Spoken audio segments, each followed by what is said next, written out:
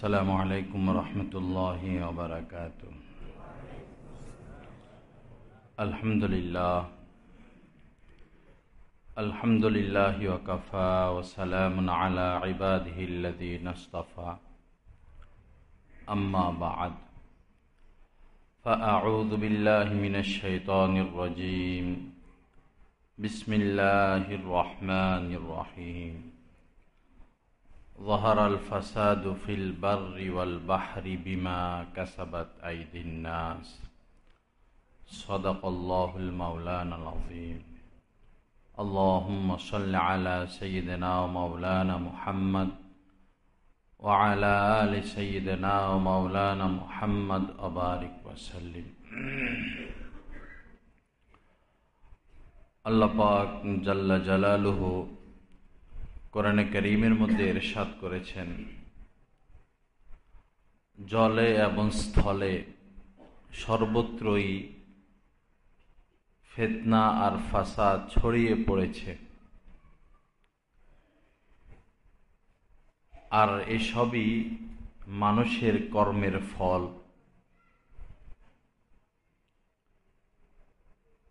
যখনই কোনো বিপদ মুসিবত, কোনো মহামারী, কোনো মাল ধ্বংস হওয়া, আগুন লাগা, বুঝতে হবে এটা আমাদের কর্মফল। অনেক মানুষ হায় হুতাশ করে, আফসোস করে, এত বেশি অস্থির হয়, পেরেশান হয় যে আত্মহত্যা করতে পর্যন্ত প্রস্তুত হয়ে যায়, এবং কেহ কেহ আত্মহত্যাও করে বসে। এবং অনেক মানুষকে দেখা যায় স্বয়ং আল্লাহ পাককে দোষারোপ করে যে আল্লাহ আমাকে এত বিপদ দিলেন। নাউযুবিল্লাহ। আসলে আল্লাহ কাউকে বিপদ দেন না। মানুষ তার কর্মফল ভোগ করতে থাকে। এ ধরনের ভয়ঙ্কর যে সমস্ত অস্থিরতা, পেরেশানি, মহামারী, এগুলো মানুষের কর্মফল। বাকি মুমিনদের উপর, মুত্তাকিদের উপরও কিছু বিপদ আসে। ওই বিপদের দ্বারা মুমিন, মুত্তাকি, আল্লাহওয়ালাগণ পেরেশান হন না, অস্থির হন না। তাদের এই বিপদ আল্লাহ পাকের পক্ষ থেকে তাদের তারাক্কির জন্য, উন্নতির জন্য। এই দুই কারণে বিপদ আসে।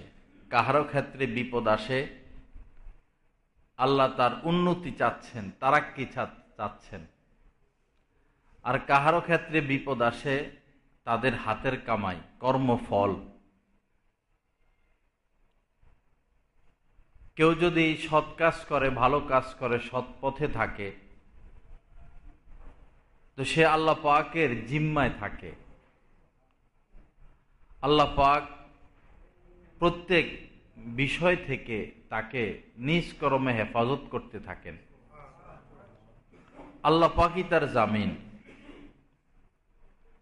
আর যারা লাগামহীন চলাফেরা করে, সৃষ্টিকর্তাকে ভুলে গিয়ে দুনিয়ার পিছে লাগতে থাকে, তাদের কোনো দায় দায়িত্ব আল্লাহ পাকের উপর থাকে না। তো যে আয়াতে কারিমা আমি তেলাওয়াত করেছি, আল্লাহ পাক বলেন সর্বত্রই ফাসাদ আর ফাসাদ, কলহ আর কলহ। এটা হচ্ছে মানুষের কর্মফল। এই পরিমাণ পাপ সমাজে হচ্ছে, এই পরিমাণ পাপ হচ্ছে যে পাপের 1000 কোটি ভাগের 1 ভাগের দুর্গন্ধ যদি আল্লাহ প্রকাশ করে দিতেন, তো সমাজে কোনো মানুষ বসবাস করতে পারত না।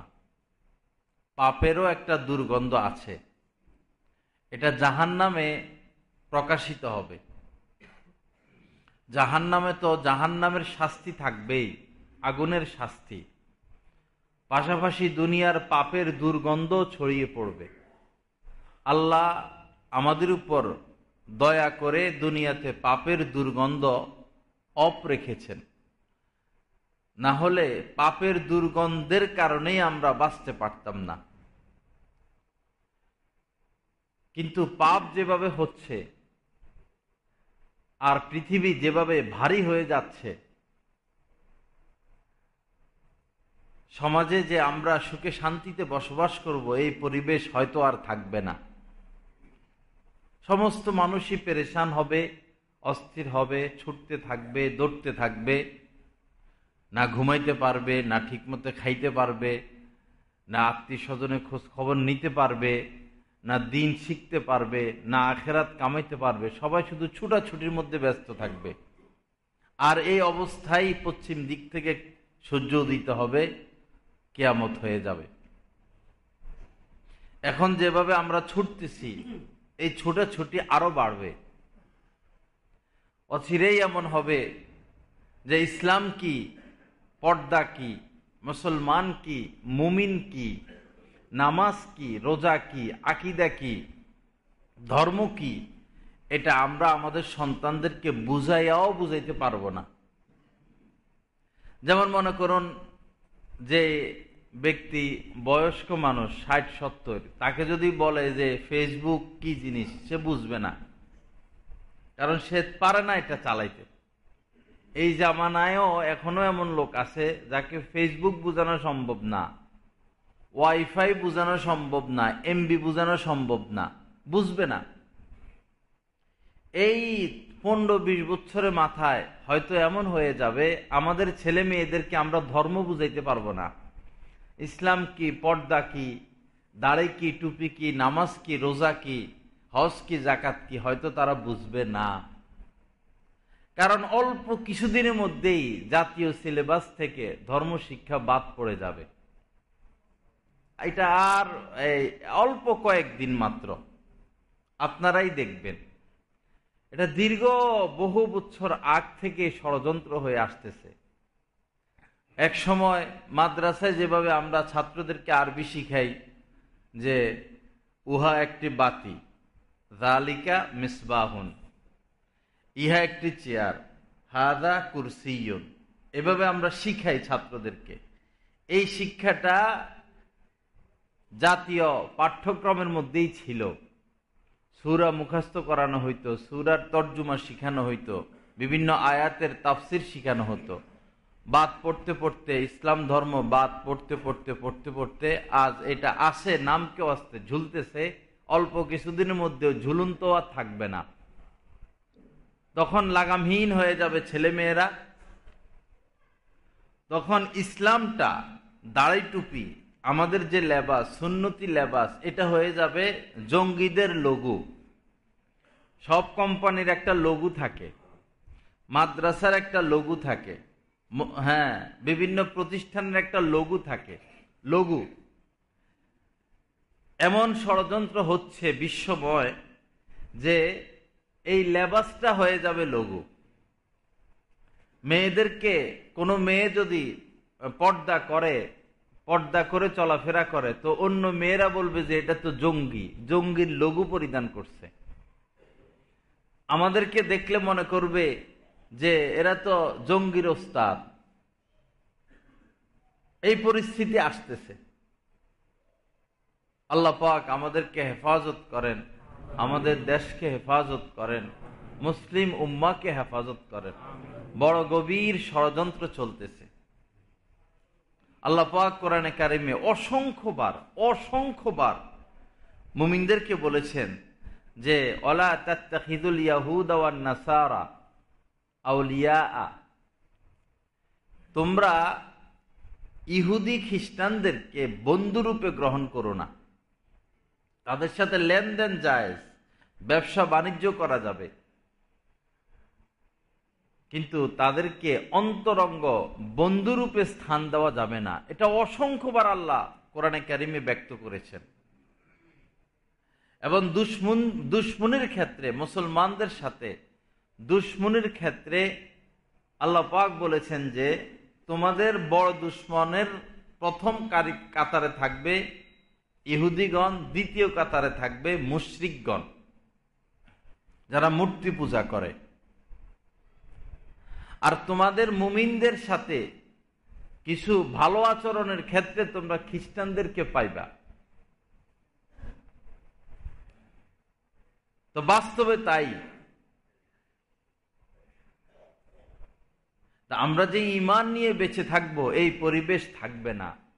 হয়তো আমরা ইচ্ছা অনিচ্ছায় মূর্তি পূজা করতে হবে, অন্তর থেকে না হোক এমন সিস্টেম করা হবে যে সকল ছেলে মেয়ে স্কুলে প্রবেশ করবে, কলেজে প্রবেশ করবে, কোনো মূর্তিকে ফুল দিয়ে, কোনো মূর্তির সামনে মূর্তিকে মাথা নত করে সম্মান করে। এই যে ক্যারাটি, কম্পু এগুলো শিখায়, তো যারা মুসলিম ওস্তাদ ওদের নিয়ম হলো ওস্তাদকে এমনি সম্মান করতে হয় বুকে হাত দিয়া। চীনে বিশেষ করে, তো বাংলাদেশে যারা ক্যারাটি কম্পুর ওস্তাদ তারা বলে মুসলমান তো কাহারো কাছে মাথা নত করতে পারে না, এজন্য তারা তাদের ওস্তাদকে এমনি একটা সম্মান দেখায় বুকে হাত দিয়া, মাথা নত করতে নিষেধ করা হয়। কিন্তু এই মাথা নত করা পর্যায়ক্রমে আমাদের সকল ছেলে মেয়ে করতে হবে, আমাদেরও করতে হবে। পরিস্থিতি এমন আসতেছে।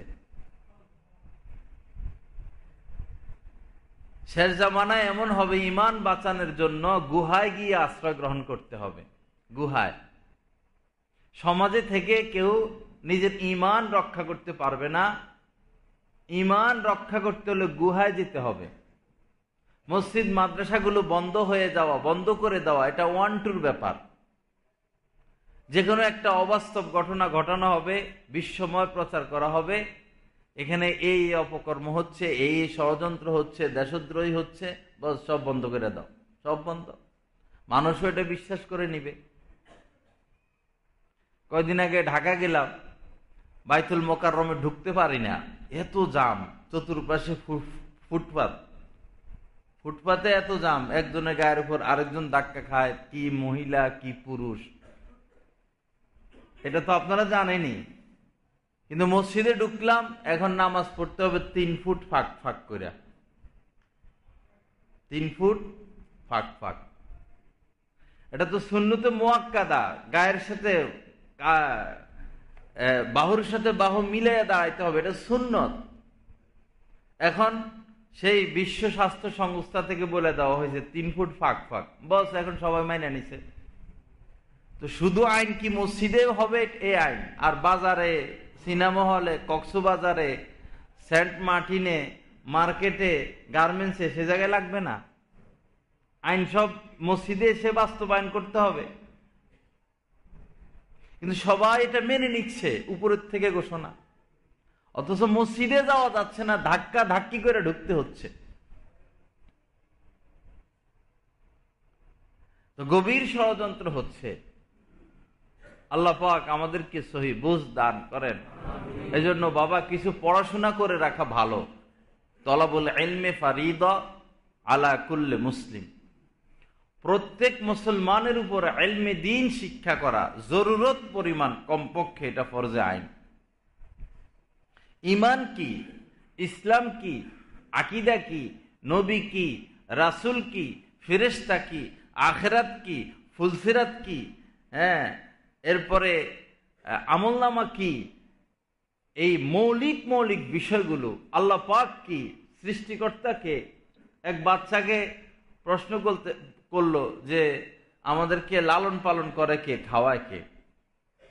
বাচ্চা বলতেছে সরকারে লালন পালন করে, সরকারে খাওয়ায়। তো সে যা শিখছে তাই বলল, সে যতটুকু শিখছে ততটুকুই বলল। এক ছেলে তার বাবাকে বলতেছে, বাবা আমরা মুসলমান না হিন্দু, কোন ধর্মের লোক আমি তো জানি না। বাপেরে বলতেছে যে আমরা কোন ধর্মের লোক, বাপ বলতেছে আমরা তো মুসলমান, তো আমি তো জানি না আমরা যে মুসলমান। এটা হাস্যকর না? এটাই সামনে কিছুদিনের মধ্যে হয়ে যাবে, আর আমরা পাবলিকরা মেনে নিব। বরং আমরা এটার পক্ষে থাকবো, পক্ষে স্লোগান দিতে থাকবো। কারণ ঈমানের মূল্য আমাদের কাছে নাই, আমাদের কাছে আছে বংশের মূল্য, বন্ধুত্বের মূল্য, পার্টনারশিপের মূল্য, দলের মূল্য, দলীয় নেতা নেত্রীর মূল্য। সৃষ্টিকর্তার মূল্য, ইমানের মূল্য আমাদের মধ্যে নাই। আমরা 10 টাকার বিনিময়ে ইমান বিক্রি করে দিতে পারি। আমরা 500 টাকার বান্ডিল একটার কাছে ইমান বিক্রি করে দেই, ধর্ম বিক্রি করে দেই। এরপরেও যে আল্লাহর রহমত অব্যাহত রাখছেন, এটা আল্লাহর দয়া, আল্লাহর অনুগ্রহ। আল্লাহ পাক আমাদেরকে হেফাজত করেন, আল্লাহ আমাদেরকে সহি বুঝ দান করেন। ভাই, যত আমরা পাপের দিকে অগ্রসর হব, তত আমরা বিপদে পড়তে থাকব, আগুন জ্বলতে থাকবে। আজ ঘরে ঘরে আগুন, একটা ছেলে মেয়েও মা বাবার কথা মানে না। খবর নিয়ে দেখেন, যে ঘরে দিন নাই, ধর্ম নাই, একটা ছেলে মেয়েও মা বাবার কথা মানে না, মা বাবাও তাদের কথা, মা বাবার কথা মানে না, স্বামী স্ত্রীকে মানে না, স্ত্রী স্বামীকে মানে না। সর্বত্র আগুন, সর্বত্র আগুন। সবার শুধু অর্থের দরকার, সম্মানের দরকার, গদির দরকার। অর্থের দরকার, সম্মানের দরকার, গদির দরকার, গাড়ির দরকার, বাড়ির দরকার। ধর্ম থাক না থাক সেটা ঐচ্ছিক বিষয়, আমার এটা লাগবে। আজ আরব রাষ্ট্রগুলো ইহুদিদের সাথে সম্পর্ক করতেছে। আল্লাহ পাক কোরআনে কারিমের মধ্যে বলেছেন, যারা তোমাদের দিন নিয়ে তুচ্ছ তাচ্ছিল্য করে তাদের সাথে বইসো না, সম্পর্ক রাখো না। যদি এই আল্লাহর দুশ্মন, মুসলমানদের দুশ্মনদের সাথে তোমরা সম্পর্ক রাখো, তাহলে তোমরা তাদের মধ্যেই গণ্য হবা।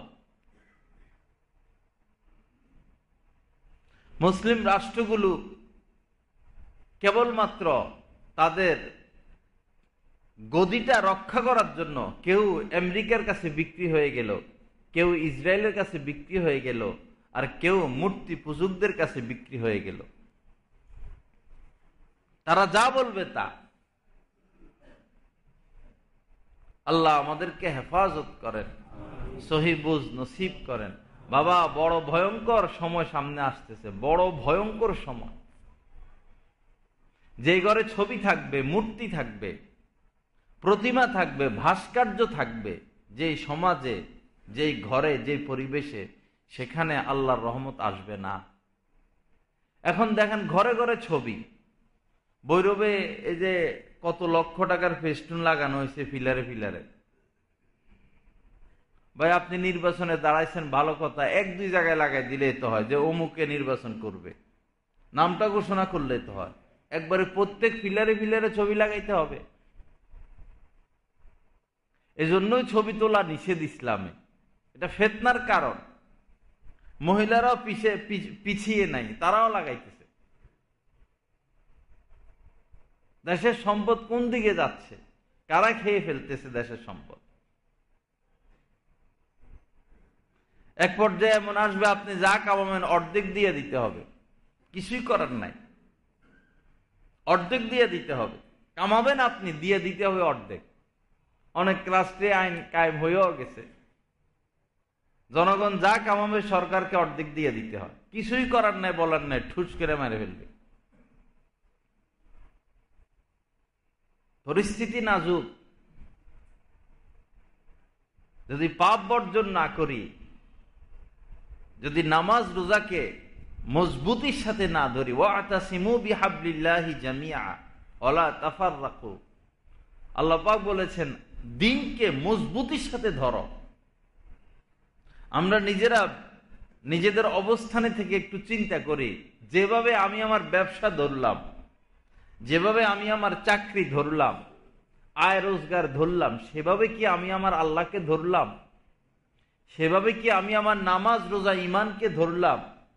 যেভাবে আমি আমার পোশাকের প্রতি খেয়াল করি, শরীরের প্রতি খেয়াল করি, আমার ব্যবসার প্রতি খেয়াল করি, আমার ভবিষ্যৎ নিয়ে খেয়াল করি, সেভাবে কি আমার ইমান নিয়ে খেয়াল করি? বা ইমান তো আসল জিনিস। যার ইমান আছে তার সব আছে, যার ইমান নাই তার কিছুই নাই। এখন তো ইমান আসে আর যায়। আল্লাহ রাসূল যে বলেছেন সকালবেলা থাকবে মুমিন, সন্ধ্যা হয়ে যাবে কাফের। সন্ধ্যা হবে মুমিন, সকালে হয়ে যাবে কাফের। এখন তো সেটাই দেখা যাচ্ছে। জ্বলন্ত আগুনের কয়লা হাতে রাখা যতটা কঠিন, ঈমান রক্ষা করা এর চেয়ে বেশি কঠিন হবে কিয়ামতের আগে। নিঃশ্বাসে নিঃশ্বাসে আমাদের ঈমান চলে যাচ্ছে। কি হবে আমাদের উপায়? কোন গন্তব্যের দিকে আমরা ছুটতেছি? কয়জন কোটিপতি তার কোটি টাকার সম্পদ নিয়ে কবরে গেল, আর যে রোগ বাইর হইছে করোনা, এটা তো আল্লাহর কুদরতি খেলা। করোনার চোখ আছে, বিবেক বুদ্ধি আছে। করোনার চোখ আছে, একটা মশা কত ছোট, এরও কিন্তু বুদ্ধি মারাত্মক। মশারের ফাঁক কোন জায়গায় সে ওইটা খোঁজে, ব্রেন আছে তার। একটা পিঁপড়ার ব্রেন আমাদের থেকে বেশি। পিঁপড়া যে ঘর বানায়, বাবুই পাখি, চড়ুই পাখির ব্রেন আমাদের থেকে বেশি। এত সুন্দর তারা ঘর বানায় তাল গাছের পাতার মধ্যে, এত ঝড় কিন্তু তার ওই বাসা ছুটে না। স্বামী স্ত্রী থাকার ঘর আলাদা রাখে, রুম একটা রাখে এরা, এরপরে বসার জায়গা আলাদা রাখে। রাত্রে আলোর জন্য জোনাকি পোকা একটা নিয়ে ঘরের মধ্যে লাগাই রাখে, এটা আলো দেয়। এদের বুদ্ধি দেখেন, বাবুই পাখি। করুণারও বুদ্ধি আছে, জ্ঞান আছে, সে দেখে। কোটিপতিদের চোখ খোলার জন্য করুণা আসছে, যে তোমার কোটিপতি, তোমার কোটি টাকার সম্পদ তোমাকে রক্ষা করতে পারবে না, মৃত্যুর পরে তো তোমার উপকারে আসবেই না। এই শিক্ষা দেওয়ার জন্য, ধাক্কা দেওয়ার জন্য এই করুণা সামনে আসলো। কিন্তু আমরা তো সেই পাগলা কুত্তার মতো ছুটতেই আছি, দৌড়তেই আছি। কার কত টাকার দরকার কেউ সুনির্দিষ্টভাবে এটা বলতে পারবে না। দরকার হঠাৎ করে পড়বেন আর শেষ হয়ে যাবেন, হঠাৎ করে পড়বো আর শেষ।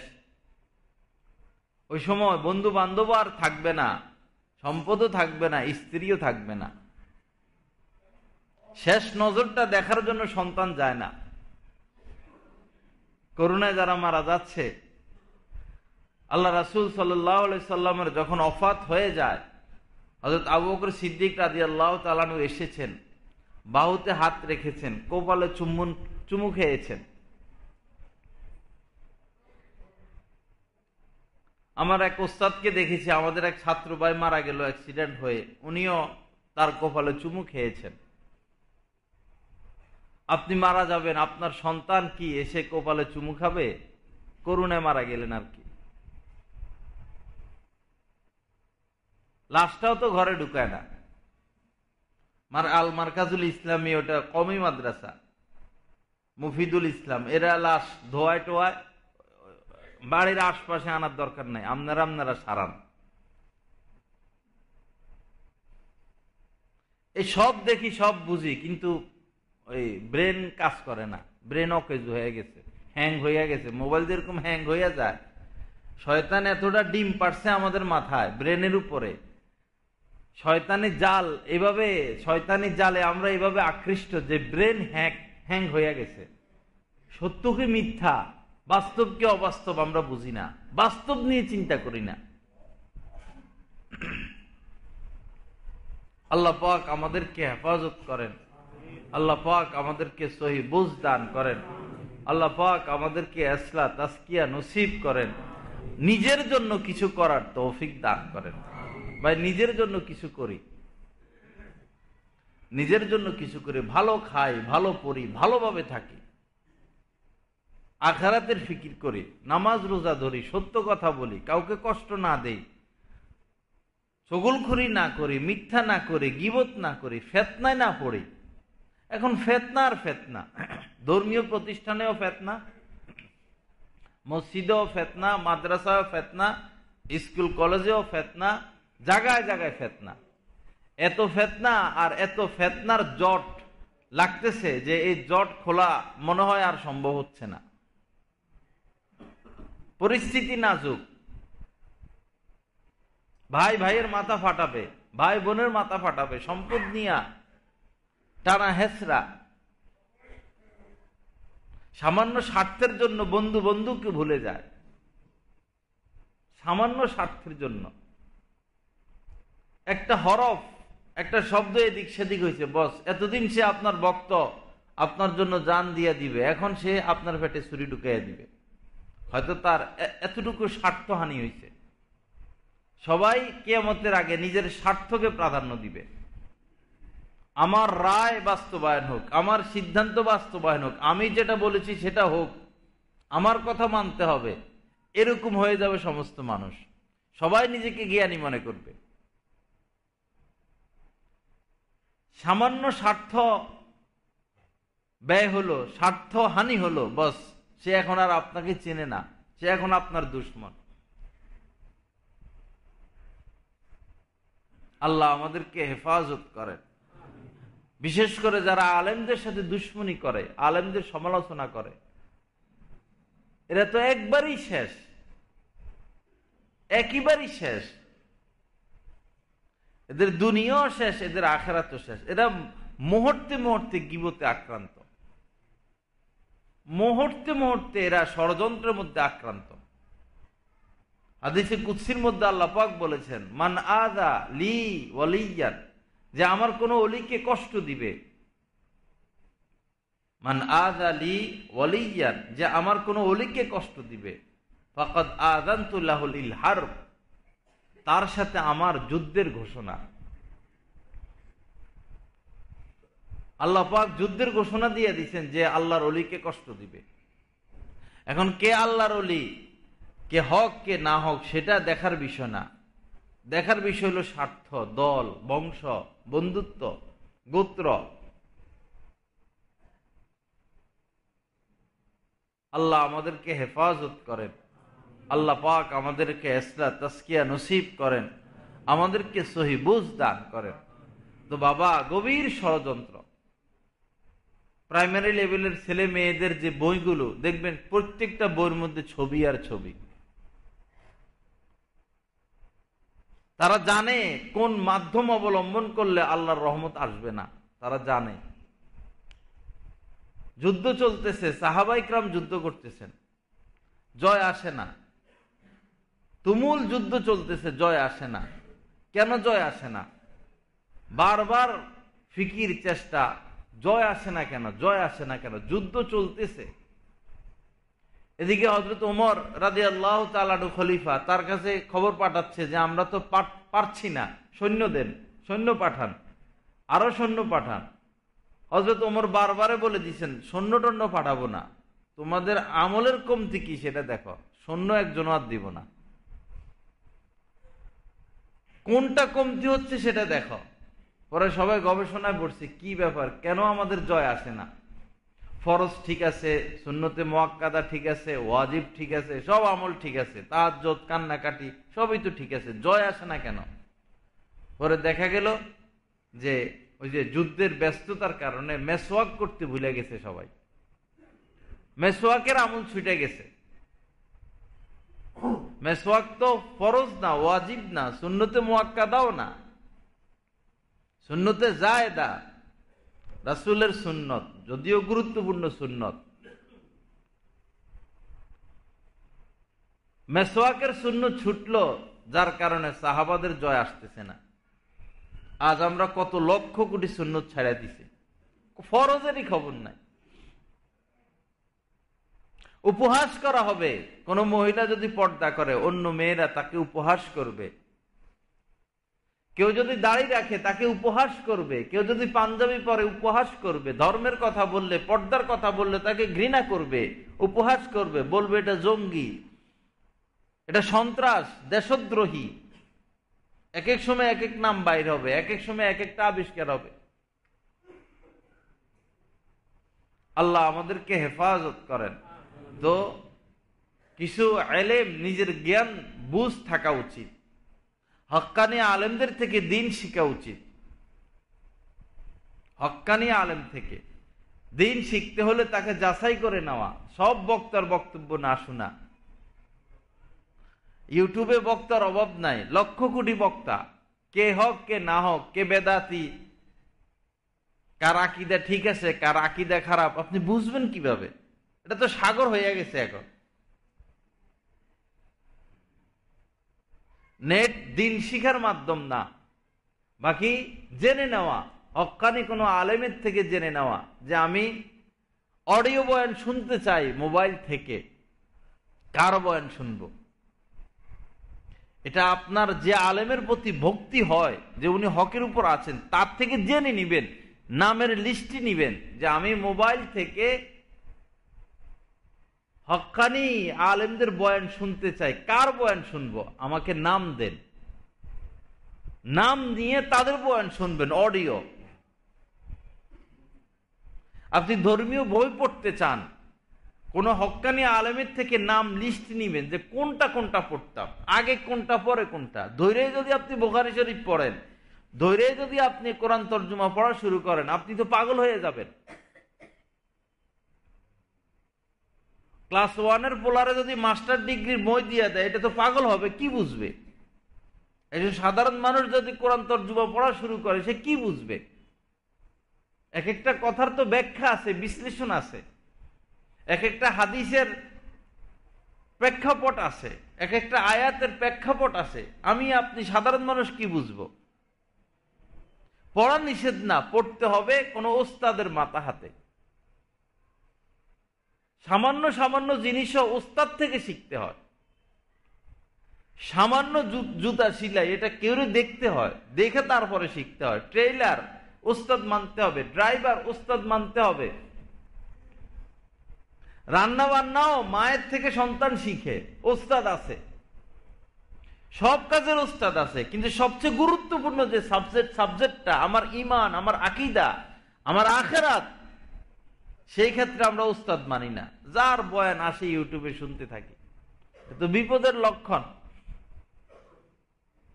আল্লাহ রাসূল তো বলেছেন যে শেষ জামানায় এমন লোক বাইর হবে যাদের কণ্ঠ চিনির চেয়েও মিঠা, মধুর চেয়েও মিঠা, পোশাক খুব উন্নত, কণ্ঠ মধুর চেয়েও মিঠা, পোশাক আশাক খুব উন্নত,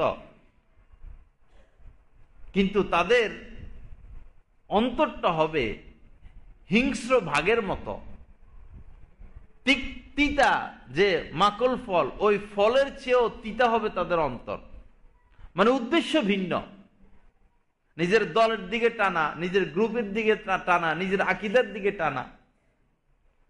বর্তমানে কেউ দেখবেন যে কেউ টানতেছে এই ইহুদি হয়ে যাও, কেউ টানতেছে খ্রিস্টান হও, কেউ টানতেছে মূর্তি পূজক হও, কেউ টানতেছে আহলে হাদিস হও, কেউ টানতেছে শিয়া হও, কেউ টানতেছে বাবার দিকে, কেউ টানতেছে মাজারের দিকে। শুধু টানাটানি, কেউ টানতেছে সুদের দিকে, কেউ টানতেছে ঘুষের দিকে, কেউ টানতেছে পাপের দিকে। শুধু টানাটানি চলতেছে, হাজার লাইনে আহ্বান চলতেছে, দাওয়াত চলতেছে। আমি আপনি কোন পথে যাব? সঠিক পথ বুঝা আমাদের সাধারণ মানুষের দ্বারা সম্ভব না। এজন্যই আলেমের শরণাপন্ন হওয়া। আল বারাকাতু মা আকাবিরিকুম, আল্লাহ রাসূল বলেছেন বরকত, কল্যাণ, খায়ের, সফলতা দ্বীনের মধ্যে, দ্বীনি লাইনে যারা বড় তাদের সাথে, আকাবিরদের সাথে। হযরত থানবী রাহমাতুল্লাহ আলাইহি যে ব্যাখ্যা দিয়ে গেছেন সেই ব্যাখ্যা মানতে হবে। ইমাম গাজালী রাহমাতুল্লাহ আলাইহি যে ব্যাখ্যা দিয়েছেন সেই ব্যাখ্যা মানতে হবে। মাওলানা রশিদ আহমদ গাঙ্গুই রহমতুল্লাহ আলাইহি, হযরত মাওলানা কাসেম নানুতুবি রহমতুল্লাহ আলাইহি, শাইখুল হাদিস আজিজুল হক সাহেব রহমতুল্লাহ আলাইহি, হুজ্জাতুল ইসলাম হযরত মাওলানা শাইখুল হাদিস জাকারিয়া রহমতুল্লাহ আলাইহি, হযরত মাওলানা ইলিয়াস সাহেব রহমতুল্লাহ আলাইহি, হযরত ইউসুফ সাহেব রহমতুল্লাহ আলাইহি, ইনামুল হাসান সাহেব রহমতুল্লাহ আলাইহি, দ্বীনের এই সমস্ত আকাবিরগণ দ্বীনের যে ব্যাখ্যা দিয়েছেন, যে রাস্তা বাতলি দিয়েছেন, সেই পথে থাকতে হবে। আল বারাকাতু মা আকাবিরিকুম, বরকত ওই বড়দের সাথে। তাফসির বিল রায়, নিজে নিজে তাফসির, এটা জায়েজ নাই। আপনি একটা আয়াত পড়লেন, আপনি গবেষণা শুরু করলেন, এই আয়াতের এই ব্যাখ্যা হতে পারে, এই আয়াতের এই ব্যাখ্যা হতে পারে। ইসলামে এই ব্যাখ্যা করার অনুমতি কাউকে দেওয়া হয় নাই। আয়াতের ব্যাখ্যা হাদিস, আয়াতের ব্যাখ্যা আয়াত দিয়ে করতে হবে। প্রথমে এক আয়াতের ব্যাখ্যা আরেক আয়াত দিয়ে করতে হবে। যদি কোনো আয়াতের ব্যাখ্যা আয়াত দিয়ে পাওয়া না যায়, তাহলে হাদিস থেকে এটাকে ফলো করতে হবে। হাদিসে ব্যাখ্যা আছে কিনা, হাদিসে যদি ব্যাখ্যা খুঁজে না, অবশ্যই পাওয়া যাবে।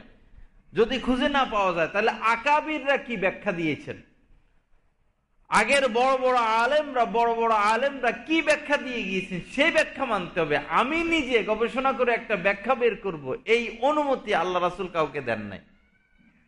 হযরত ওমর ফারুক রাদিয়াল্লাহু তাআলা আনহু নিজেও অনেকবার এমন হয়েছে, তার চেয়ে অনেক ছোট বয়সে আব্দুল্লাহ ইবনে আব্বাস, অনেক ছোট, রাসূলের জামানায় তিনি ছোট ছিলেন, তাকে জিজ্ঞেস করছেন যে এই আয়াতের ব্যাখ্যা কি হবে। হযরত ওমর জেনে নিয়েছেন যে আয়াতের ব্যাখ্যা কি হবে, তার থেকে অনেক ছোট বয়সে। আব্দুল্লাহ ইবনে আব্বাস তিনি ছিলেন রইসুল মুফাসসিরিন, এই উম্মতের মধ্যে সবচেয়ে বড় কোরআনের ব্যাখ্যাতা হচ্ছেন আব্দুল্লাহ ইবনে আব্বাস।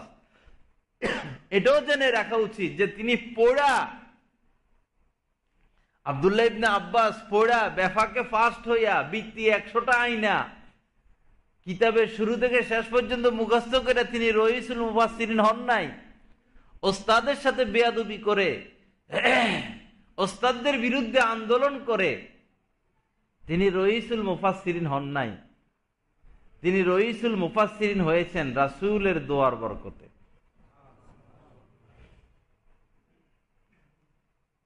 আল্লাহ রাসূল ইস্তেনজা গিয়েছেন, তাকে কিছুই বলেন নাই, সে ছোট ছিল।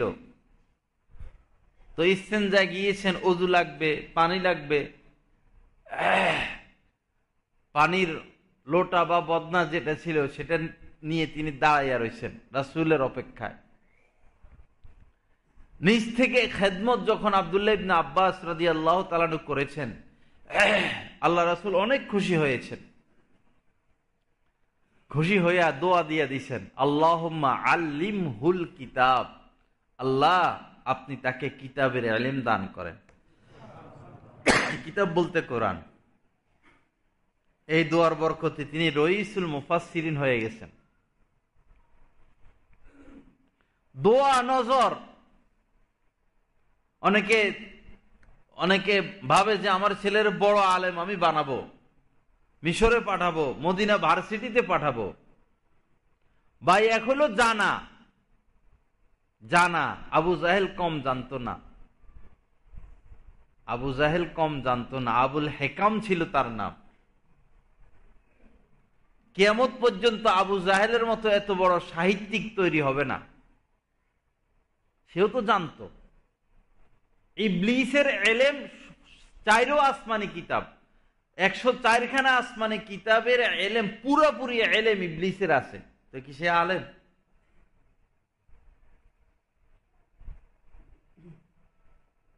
ইলম একটা নূর, এটা এক সিনা থেকে আরেক সিনে দাখিল হয়। ওস্তাদদের দোয়ার বরকতে আসেন, বুজুর্গদের নজরের বরকতে আসে।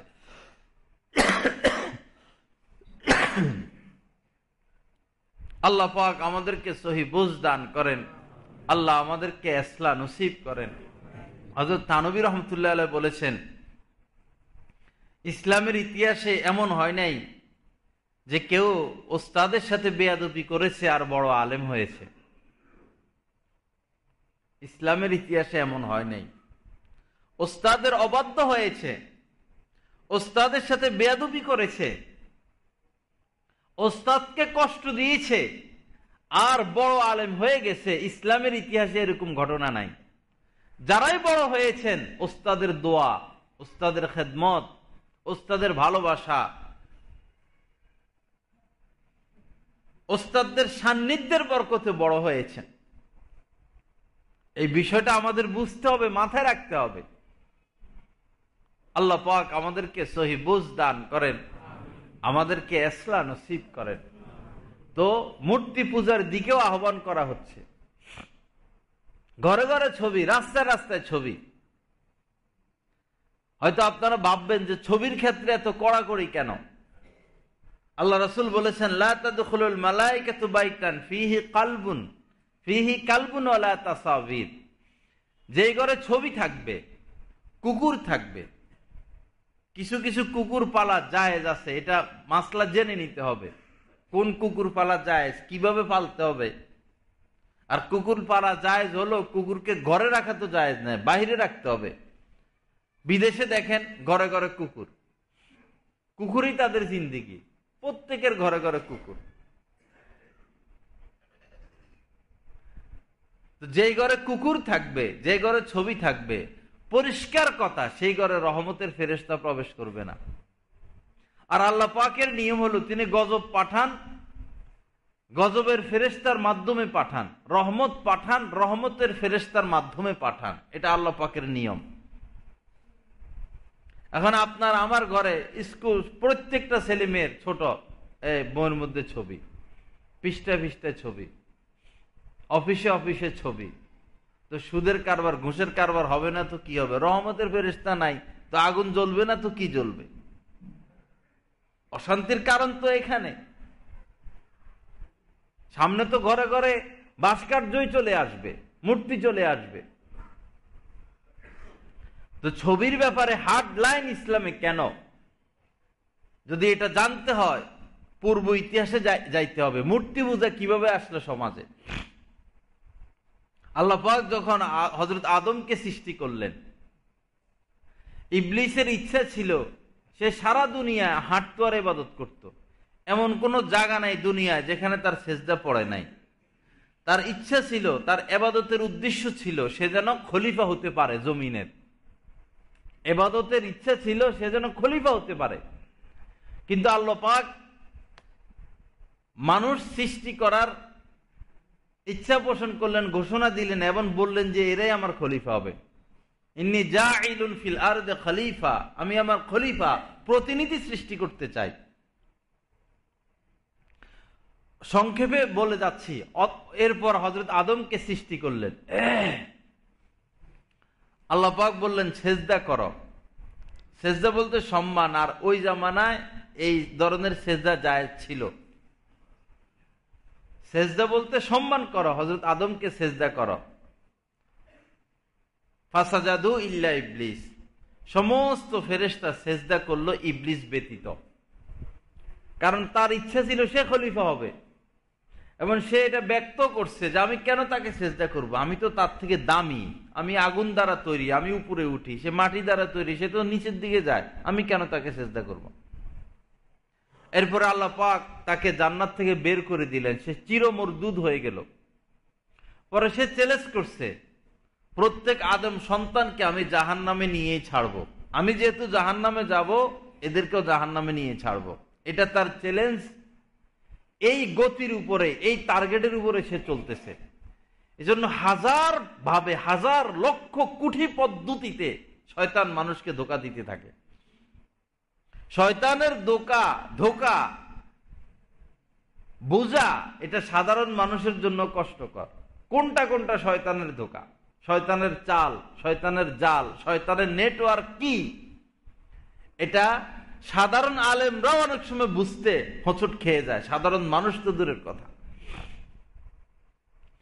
তো আদম সন্তান, এর অতঃপর হযরত আদম আলাইহিস সালাম সংক্ষেপে বলে দুনিয়াতে আসছেন। তার সন্তান হচ্ছে, বিস্তৃতি হচ্ছে, লোকজন বাড়তেছে। সবাই এক ছিল, এক ধর্ম ছিল। সবাই জানতেন আমাদের পিতা আদম আর আমাদের সৃষ্টিকর্তা আল্লাহ। তারা চাষাবাদ করতেন, আল্লাহর ইবাদত করতেন।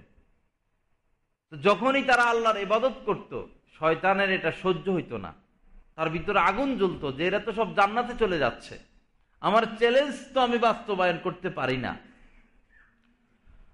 তো পর্যায়ক্রমে কিছু নেককার লোক বেশি নেককার হয়ে যায়, আর কেউ কম নেককার, সে সবসময় বুদ্ধি খাটায় কেমনে জাহান্নামে নেওয়া যায় মানুষকে। পরে এমন হলো যে কিছু যারা বেশি নেককার এরা অনেক মারা গেল। মারা যাওয়ার পরে শয়তান মানুষের আকৃতিতে আসলো। শয়তান আগে ভাবছে যে ধৈর্য যদি আমি তাদেরকে বলি মূর্তি পূজা করো, এরা তো আমাদের দারুণ ভাবে সাইজ করবে, জবাই করে দিবে, যে আমরা আবার মূর্তি পূজা কেমনে করবো, আমরা তো, আমাদেরকে তো আল্লাহ সৃষ্টি করছেন। প্রথমেই তো তাদেরকে পাপের দিকে ডাকা যাবে না। এক মহিলা বিদেশ থেকে টেলিভিশন নিয়ে আসছে, বড় টেলিভিশন, কি ব্যাপার, টেলিভিশন কেন আনলেন? কয় টেলিভিশনে এত বড় বড় হুজুররা এত সুন্দর সুন্দর কথা বলে, ও আর শোনার জন্য নিয়ে আইছে। কথা তো ঠিক আছে, টেলিভিশনে কোন মার্কা হুজুররা ওয়াজ করে সেটাও তো আমাদের বুঝতে হবে। কোন মার্কা হুজুররা ওয়াজ ভিডিও করে আর কোন মার্কার হুজুররা টেলিভিশনে যায় নারী পুরুষে ধাক্কা খাইয়া অনুষ্ঠান করে, সেটাও তো আমাদের জেহানে থাকতে হবে। শয়তানের ধোঁকা কতভাবে যে আমাদেরকে জড়িয়ে ধরবে সেটা তো আমরা বুঝবো না। দৈরাই সে মূর্তি পূজার কথা বলে নাই, বললে তো মার খাবে আর জানে মানবে না। পরে সে আইসা বলতেছে, আরে ওই যে অমুক লোক দিন রাত ইবাদত করতো, দিন রাত ইবাদত করতো, অমুক অমুক অমুক অমুক, তাদের ব্যাপারে তোমাদের ধারণা কেমন? সবাই বলে, আরে তারা তো আমাদের মধ্যে শ্রেষ্ঠ মানুষ ছিল, তারা এমন মানুষ ছিলেন যে পাপের সাথে তাদের কোনো সম্পর্ক ছিল না, তারা আল্লাহ পাকের কাছে যা চাইতেন আল্লাহ পাক তাদের সমস্ত দোয়া কবুল করতেন, তারা আল্লাহ পাকের খাস ওলি ছিলেন। এইভাবে একটা গাস্ত করছে সে ওই সময়ের মানুষের কাছে যাইয়া যাইয়া আগে নামগুলো পৌঁছাইছে যে অমুক অমুক কেমন, জি জি অমুক অমুক ওকে, শ্রেষ্ঠ মানুষ, আল্লাহর প্রিয় বান্দা। এভাবে সকলের অন্তরে তাদের প্রতি সে আগে ভালোবাসা সৃষ্টি করছে। কিছুদিন পরে তার গাস্তের, তার দাওয়াতের রূপ পরিবর্তন হলো। সে আবার গেল, যা বলল, তো এরা এত ভালো মানুষ, তো তোমরা তাদেরকে স্মরণ করো না, তাদের নাম মুখে নাও না, তাদের কোনো আলোচনা নাই, এটা কি উচিত? কয় এটা তো উচিত না, তারা ভালো মানুষ ছিল, তাদেরকে স্মরণ করা উচিত, তাদেরকে দেখা উচিত, তাদেরকে ভাবা উচিত, তারা তো ভালো মানুষ ছিল। নতুন দাওয়াত, পুরা সমাজব্যাপী সে দাওয়াত দিল। এখন সবার ভিতরে এক ফিকির এসে গেল, এত ভালো মানুষ ছিল, তাদেরকে আমরা স্মরণ করি না, তাদেরকে দেখি না, তাদের আলোচনা না, এটা তো জুলুম হচ্ছে, এটা তো হক আদায় হচ্ছে না। এক ফিকির সবার ভিতরে ঢুকাইয়া দিল। তৃতীয় পর্যায়ে আবার গেল, যা বলতেছে যে তাদেরকে দেখা উচিত কিনা। লোকজন বলতেছে, হ্যাঁ তাদেরকে তো দেখা উচিত, তাদের থেকে বরকত নেওয়া উচিত, তাদের থেকে দোয়া নেওয়া উচিত, তাদের কাছে যাওয়া উচিত। কিন্তু আমরা তো রাস্তা পাচ্ছি না, আমরা কেমনে তাদেরকে দেখবো? তারা তো মারা গেছেন, তারা তো দুনিয়াতে নাই, তাদের থেকে বরকত হাসিল কেমনে করব? লোকজন বলল। তো শয়তান বলল, রাস্তা তো আছে। কি রাস্তা? তাদের ছবি অঙ্কন করো, তাদের আকৃতি অঙ্কন করো। এখন এরা তো ছবি অঙ্কন করতে পারে না, ওরা শয়তানই শিখেছে এমনি এমনি ছবি আঁকতে হয়। তো কোন রকম পাথরে, মাটিতে, কাঠের উপরে, গাছের মধ্যে, দেখবেন গাছের সুপারি গাছ বা গাছের নরম যে অংশ, ওই অংশে আপনার নাম যদি আপনি লিখে দেন, আজীবন নাম এটা থাকবো, খোদাই হয়ে যায়। যে এভাবে ছবি আঁকতে হয়। তো ছবি আঁকছে, ছবির নামও দিছে, পাথরে, কাঠে, গাছে, মাটিতে ছবির নাম দিছে। উনার নাম ইয়াগুস, উনার নাম নসর। এই যে মূর্তি, যে মূর্তিগুলো হিন্দুরা বড় বড় মূর্তি, এগুলো এক জামানায় এরকম বড় বড় বুজুর্গ ছিল। যাই হোক, নাম দিছে। এখন ছবি আর নাম।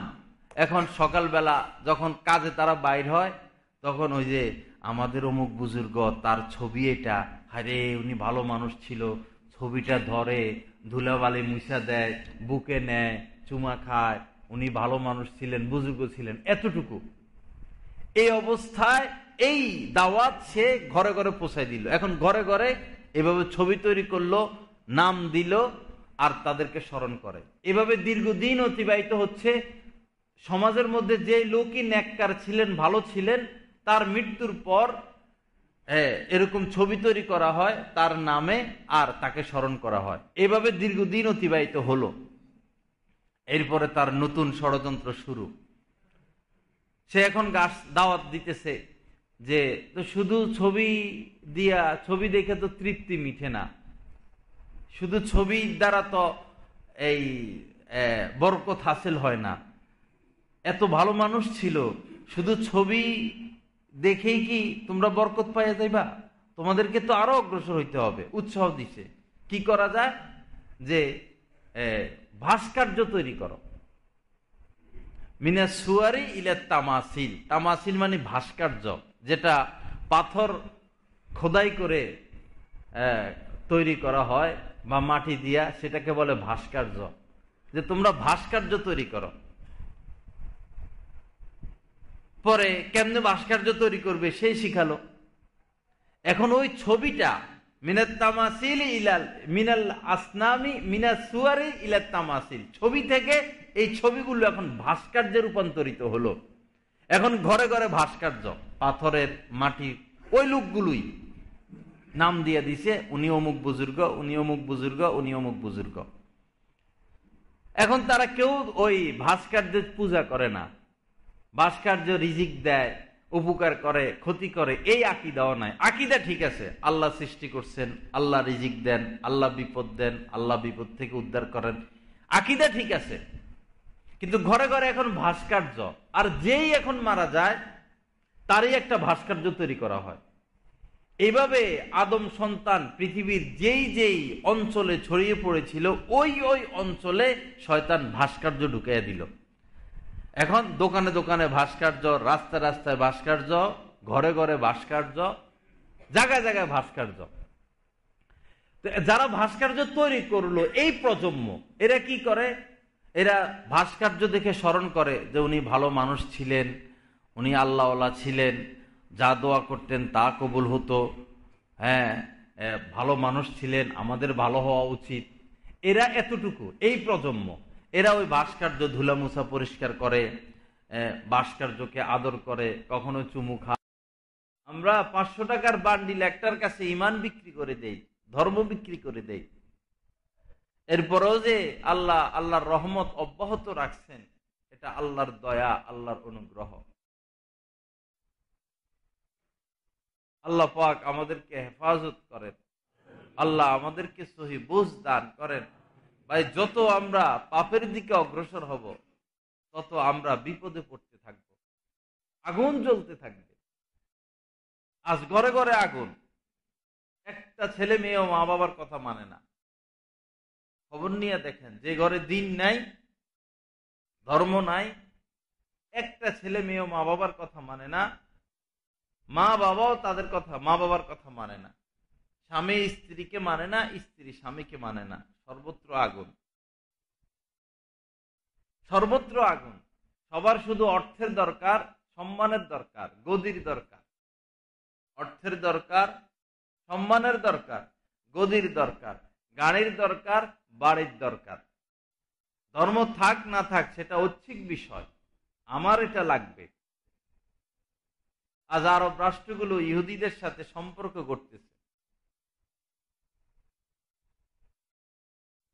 আল্লাহ পাক কোরআনে কারিমের মধ্যে বলেছেন, যারা তোমাদের দিন নিয়ে তুচ্ছ তাচ্ছিল্য করে তাদের সাথে বইসো না, সম্পর্ক রাখো না। যদি এই আল্লাহর দুশ্মন, মুসলমানদের দুশ্মনদের সাথে তোমরা সম্পর্ক রাখো, তাহলে তোমরা তাদের মধ্যেই গণ্য হবা। মুসলিম রাষ্ট্রগুলো কেবলমাত্র ইসরায়েলের কাছে বিক্রি হয়ে গেল, আর কেউ মূর্তি পূজকদের কাছে বিক্রি হয়ে গেল। তারা যা বলবে তা। আল্লাহ আমাদেরকে হেফাজত করেন, সহি বুঝ নসিব করেন। বাবা, বড় ভয়ঙ্কর সময় সামনে আসতেছে, বড় ভয়ঙ্কর সময়। যে ঘরে ছবি থাকবে, মূর্তি থাকবে, প্রতিমা থাকবে, ভাস্কর্য থাকবে, যেই সমাজে, যেই ঘরে, যেই পরিবেশে, সেখানে আল্লাহর রহমত আসবে না। এখন দেখেন ঘরে ঘরে ছবি। ভৈরবে এই যে কত লক্ষ টাকার ফেস্টুন লাগানো হয়েছে ফিলারে ফিলারে। ভাই, আপনি নির্বাচনে দাঁড়াইছেন, ভালো কথা, 1-2 জায়গায় লাগাই দিলেই তো হয় যে অমুককে নির্বাচন করবে, নামটা ঘোষণা করলেই তো হয়। একবারে প্রত্যেক ফিলারে ফিলারে ছবি লাগাইতে হবে? এজন্যই ছবি তোলা নিষেধ ইসলামে। এটা ফিতনার কারণ। মহিলারাও পিছিয়ে নাই, তারাও লাগাইছে। দেশের সম্পদ কোন দিকে যাচ্ছে? কারা খেয়ে ফেলতেছে দেশের সম্পদ? এক পর্যায়ে এমন আসবে, আপনি যা কামাবেন অর্ধেক দিয়ে দিতে হবে, কিছুই করার নাই। অর্ধেক দিয়ে দিতে হবে। কামাবেন আপনি, দিয়ে দিতে হবে অর্ধেক। অনেক রাষ্ট্রে আইন কায়েম হয়েও গেছে, জনগণ যা কামাবে সরকারকে অর্ধেক দিয়ে দিতে হয়। কিছুই করার নাই, বলার নাই, ঠুস করে মেরে ফেলবে। পরিস্থিতি নাজুক। যদি পাপ বর্জন না করি, যদি নামাজ, আল্লাহ পাক বলেছেন দিনকে মজবুতির সাথে ধরো। আমরা নিজেরা নিজেদের অবস্থানে থেকে একটু চিন্তা করি, যেভাবে আমি আমার ব্যবসা ধরলাম, যেভাবে আমি আমার চাকরি ধরলাম, আয় রোজগার ধরলাম, সেভাবে কি আমি আমার আল্লাহকে ধরলাম? সেভাবে কি আমি আমার নামাজ রোজা ইমানকে ধরলাম? যেভাবে আমি আমার পোশাকের প্রতি খেয়াল করি, শরীরের প্রতি খেয়াল করি, আমার ব্যবসার প্রতি খেয়াল করি, আমার ভবিষ্যৎ নিয়ে খেয়াল করি, সেভাবে কি আমার ইমান নিয়ে খেয়াল করি? ইমান তো আসল জিনিস। যার ইমান আছে তার সব আছে, যার ইমান নাই তার কিছুই নাই। এখন তো ইমান আসে আর যায়। আল্লাহ রাসূল যে বলেছেন সকালবেলা থাকবে মুমিন, সন্ধ্যা হয়ে যাবে কাফের। সন্ধ্যা হবে মুমিন, সকাল হয়ে যাবে কাফের। এখন তো সেটাই দেখা যাচ্ছে। জ্বলন্ত আগুনের কয়লা হাতে রাখা যতটা কঠিন, ইমান রক্ষা করা এর চেয়ে বেশি কঠিন হবে কিয়ামতের আগে। নিঃশ্বাসে নিঃশ্বাসে আমাদের ইমান চলে যাচ্ছে। কি হবে আমাদের উপায়? কোন গন্তব্যের দিকে আমরা ছুটতেছি? কয়জন কোটিপতি তার কোটি টাকার সম্পদ নিয়ে কবরে গেল। আর যে রোগ বাইর হইছে করোনা, এটা তো আল্লাহর কুদরতি খেলা। করোনার চোখ আছে, বিবেক বুদ্ধি আছে। করোনার চোখ আছে, একটা মশা কত ছোট, এরও কিন্তু বুদ্ধি মারাত্মক থেকে বেশি। পিঁপড়া যে ঘর বানায়, বাবুই পাখি, চড়ুই পাখির ব্রেন আমাদের থেকে বেশি। এত সুন্দর তারা ঘর বানায় তাল গাছের পাতার মধ্যে, এত ঝড় কিন্তু তার ওই বাসা ছুটে না। স্বামী স্ত্রী থাকার ঘর আলাদা রাখে, রুম একটা রাখে এরা, এরপরে বসার জায়গা আলাদা রাখে। রাত্রে আলোর জন্য জোনাকি পোকা একটা নিয়ে ঘরের মধ্যে লাগাই রাখে, এটা আলো দেয়। এদের বুদ্ধি দেখেন, বাবুই পাখি। করুণারও বুদ্ধি আছে, জ্ঞান আছে, সে দেখে। কোটিপতিদের চোখ খোলার জন্য করুণা আসছে, যে তোমার কোটিপতি, তোমার কোটি টাকার সম্পদ তোমাকে রক্ষা করতে পারবে না, মৃত্যুর পরে তো তোমার উপকারে আসবেই না। এই শিক্ষা দেওয়ার জন্য, ধাক্কা দেওয়ার জন্য করুণা সামনে আসলো। কিন্তু আমরা তো সেই পাগলা কুত্তার মতো ছুটতেই আছি, দৌড়তেই আছি। কার কত টাকার দরকার কেউ সুনির্দিষ্ট ভাবে এটা বলতে পারবে না। দরকার হঠাৎ করে পড়বেন আর শেষ হয়ে যাবেন, হঠাৎ করে পড়বো আর শেষ। ওই সময় বন্ধু বান্ধব আর থাকবে না, সম্পদও থাকবে না, স্ত্রীও থাকবে না। শেষ নজরটা দেখার জন্য সন্তান যায় না। করোনায় যারা মারা যাচ্ছে, আল্লাহ রাসূল সাল্লাল্লাহু আলাইহি সাল্লামের যখন ওফাত হয়ে যায়, হযরত আবু বকর সিদ্দিক রাদিয়াল্লাহু তাআলা আনহু এসেছেন, বাহুতে হাত রেখেছেন, কপালে চুমু খেয়েছেন। আমার এক ওস্তাদকে দেখেছি, আমাদের এক ছাত্র ভাইয়ের সন্তান কি এসে কপালে চুমু খাবে? করোনায় মারা গেলেন আর কি। লাশটাও তো ঘরে ঢুকায় না। আর আল মার্কাজুল ইসলামী, ওটা কওমি মাদ্রাসা, মুফিদুল ইসলাম, এরা লাশ ধোয়ায় টোয়ায়, বাড়ির আশপাশে আনার দরকার নাই, আপনারা সারান। সব দেখি, সব বুঝি, কিন্তু ওই ব্রেন কাজ করে না। ব্রেন অকেজ হয়ে গেছে, হ্যাং হইয়া গেছে। মোবাইল যেরকম হ্যাং হইয়া যায়, শয়তান এতটা ডিম পারছে আমাদের মাথায়, ব্রেনের উপরে। শয়তানি জাল, এভাবে শয়তানি জালে আমরা এভাবে আকৃষ্ট যে ব্রেন হ্যাং হইয়া গেছে। সত্য কি মিথ্যা, বাস্তব কি অবাস্তব আমরা বুঝি না, বাস্তব নিয়ে চিন্তা করি না। আল্লাহ পাক আমাদেরকে হেফাজত করেন, আল্লাহ পাক আমাদেরকে সহি বুঝ দান করেন। আল্লাহ পাক আমাদেরকে ইসলাহ তাজকিয়া নসিব করেন, নিজের জন্য কিছু করার তৌফিক দান করেন। ভাই নিজের জন্য কিছু করি, নিজের জন্য কিছু করি, ভালো খাই, ভালো পড়ি, ভালোভাবে থাকি, আখিরাতের ফিকির করি, নামাজ রোজা ধরি, সত্য কথা বলি, কাউকে কষ্ট না দেই, চগলখড়ি না করি, মিথ্যা না করি, গীবত না করি, ফেতনায় না পড়ি। এখন ফেতনা আর ফেতনা, ধর্মীয় প্রতিষ্ঠানেও ফেতনা, মসজিদেও ফেতনা, মাদ্রাসায়ও ফেতনা, স্কুল কলেজেও ফেতনা, জায়গায় জায়গায় ফেতনা। এত ফেতনা আর এত ফেতনার জট লাগতেছে যে এই জট খোলা মনে হয় আর সম্ভব হচ্ছে না, নিতে চায় না। আল্লাহর ঘরে দিবেন 5 লক্ষ টাকা ঋণ, 10 টাকা কেমনে দিবেন? হ্যাঁ, এজন্য একটু মোটামুটি বড় নোট দেওয়ার চেষ্টা করি সবাই। আল্লাহ পাক খুব তৌফিক দান করেন। আল্লাহুম্মা সাল্লি আলা মুহাম্মদ ওয়া আলা আলি মুহাম্মদ। এখান দিয়ে যাও।